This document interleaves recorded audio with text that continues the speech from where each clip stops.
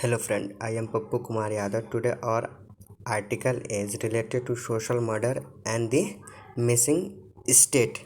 In this article, writer want to say means this here India is facing critical time. Everywhere is rush to save a precious life of a human.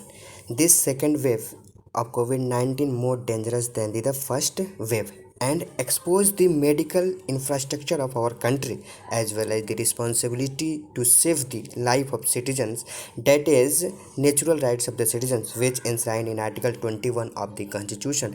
In these articles, writers want to say here social murder and the missing states. They defend that the government is not responsible for the present crisis has consequence for India's democracy.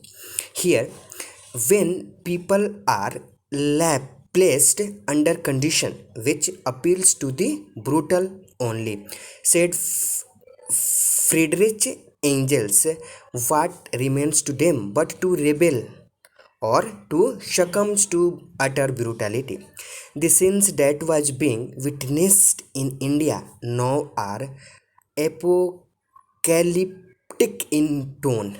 Okay, and then when a citizens attack hospital personnel because life was lost due to the absence of medical care, a citizen struggles to breathe with an oxygen cylinder on the pavement.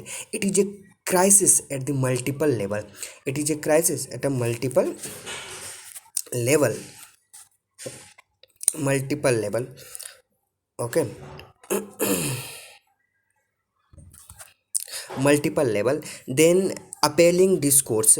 But what is concerning more than the collapse of the system or the failure of the state is the shocking discourse among the supporter of the government that is that it is not responsible for the present crisis, arguably India gravest hours. This defense has consequence for India's democracy. India's democracy. Angel had argued that the English ruling class and the state had created such horrendous working and the living condition for the workers without the necessaries of life that they suffer not only ill health but meet early death. Angels call this social murder the same as murder by an individuals.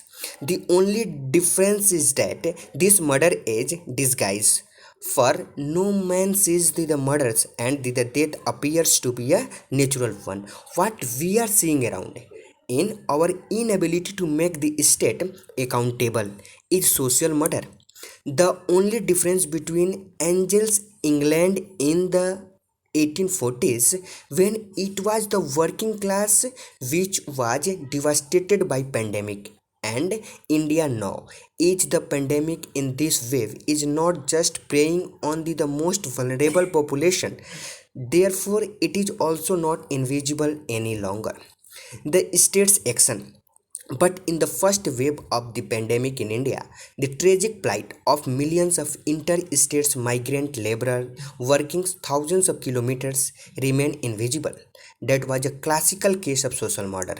But and it was justified. It was justified when as well as in narrative which argued that after all it was the responsibility of the workers themselves for vulnerable voluntarily undertaking such a journey, just as it is the responsibility of the people themselves for causing the second wave.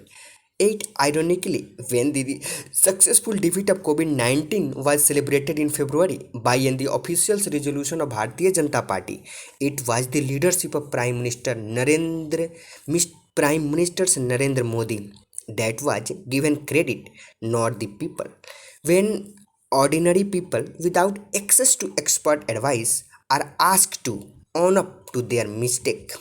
Okay, people, powerful actors such as the Election Commission of India holding an 8-phase election in Bengal, the Uttarakhand Chief Minister justifying the Kumbh Mela, and the Prime Minister's exulting about the size of the elections rally crowd in West Bengal on a day when over 2 lakh Indians were newly infected by the novel coronavirus, are all unaccessible action of the states.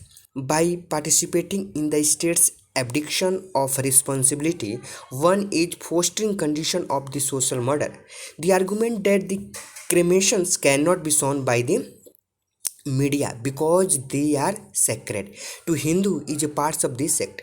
Other than the obvious fallacy that the Hindu cremation are not televised or recorded, there the more critical questions such as how many deaths could have been prevented by a simple provision of oxygen, why people are forced to cremate their loved one in parking lots or pavement, and if that is any less dignified than telling the story to world remaining unanswered. An epidemiologist assert obfuscating the real gravity of a pandemic is the dangerous path to a bigger disaster. If the Chinese states had not hidden the pandemic in its initial state, the world probably would have not been at this juncture. This is why there has been such a sustained focus by the world media on hotspots where death toll mounted: Italy, Iran, the United States, the United Kingdom, Brazil, Peru, etc. But the tragedy in India is sought to be portrayed as a cultural exceptionalism that cannot be televised. A difference patronalism.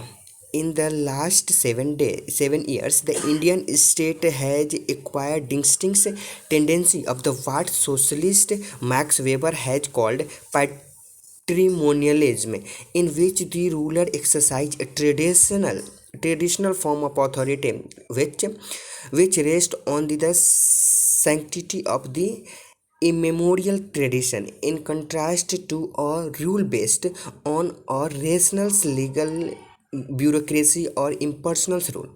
But unlike an ideal typical patrimonialism, this highly personalized and centralized form of rule is not based on heredity, kingship's tie, or personal allegiance, rather on the ideology of religious majoritarianism as well as the nationalism.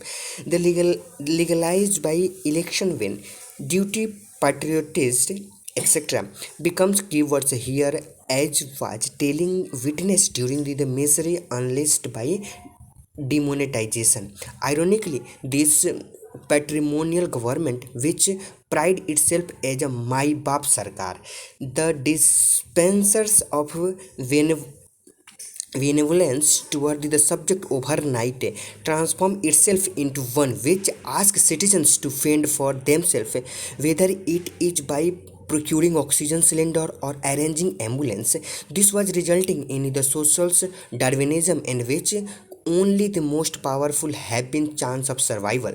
From the assertions of the union health ministers that there's never was any shortage of oxygen, the Uttar Pradesh government charging people with the first information report for requesting oxygen, to the Haryana chief minister comments that the dead cannot return, and therefore it was the pointless of discussions. Many uncounted death all depict the states that has said it the professed benevolence during the novel coronavirus pandemic.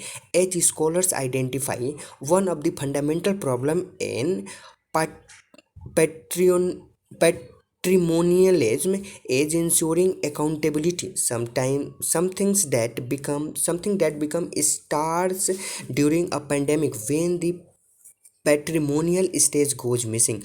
On the one hand, we have the belated act of sanctioning oxygen plant by the prime minister, which keeping in the line with the governance as when violence is met with the cabinet minister expressing their grave gratitude in union.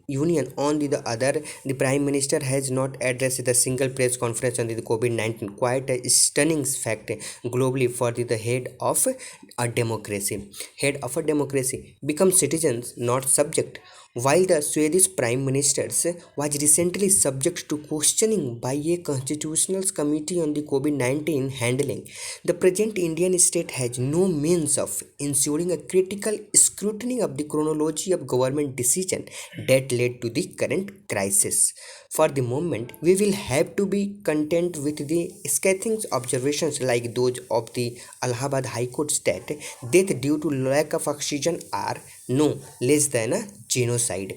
Angels had argued that the English ruling class prejudice, and the preconceived opinion had enveloped it in a mad blindness about the social murder that was happening in its midst, which in any case did not affect it. India under the pandemic is seeing a different kind of prejudice, preconceived opinion, and mad blindness is sanctioning social murder unless people become citizens and not subject under a patrimonial rule. The calamitous clouds of the pandemic portend a bleak future of Indian democracy as well. Thank you.